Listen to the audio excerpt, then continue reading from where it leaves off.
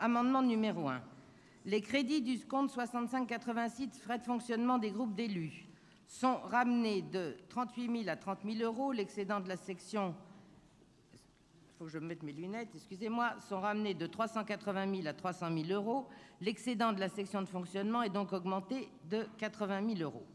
Pourquoi? Alors effectivement, vous allez me dire qu'on les a votés et que c'est étrange qu'on fasse cet amendement aujourd'hui. Oui, mais je pense qu'il n'est jamais trop tard pour donner un bon exemple, surtout en ce moment, puisque c'est une période budgétairement très difficile et que les contribuables, vu toutes les hausses d'impôts, ne comprendraient pas bien que la métropole abonde ainsi les crédits budgétaires destinés au financement de la vie politique.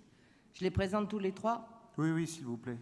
Le deuxième, les crédits du compte 65 316 sont ramenés de 45 000 à 22 500 euros.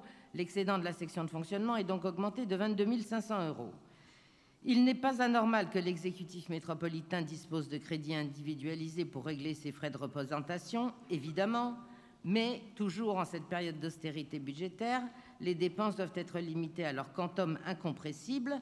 Or, on a pu constater, et ça a fait quand même la une de l'actualité ces derniers temps, que certaines autres collectivités, telles que la région PACA ou l'île Métropole, que certains mandatements étaient assez éloignés de la notion d'intérêt public. Cela étant, je retirerai immédiatement cet amendement si vous vous engagez à communiquer trimestriellement la liste des mandatements sur le compte 65 316. Et enfin, l'amendement numéro 3, il est ajouté au compte 68 une dotation aux provisions pour risques et charges à concurrence de 10 millions d'euros. On en a déjà parlé. En contrepartie, les crédits du compte 01 seront diminués de 10 millions d'euros. Le solde de la section de fonctionnement est donc inchangé.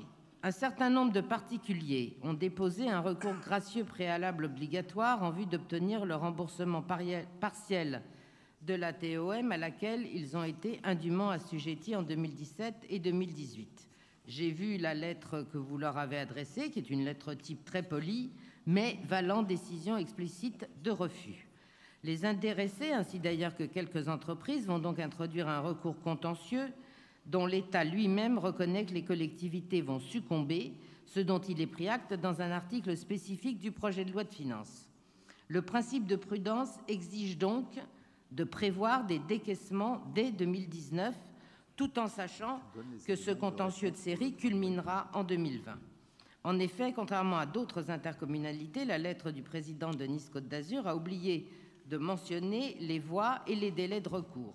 Et du fait de la jurisprudence du Conseil d'État, cette omission aura pour effet de prolonger d'1 an les délais de recours contre la TEOM irrégulièrement collectés. Donc, les derniers recours contre la TEOM 2017 pourront être déposés jusqu'en octobre 2020. Voilà, je vous remercie.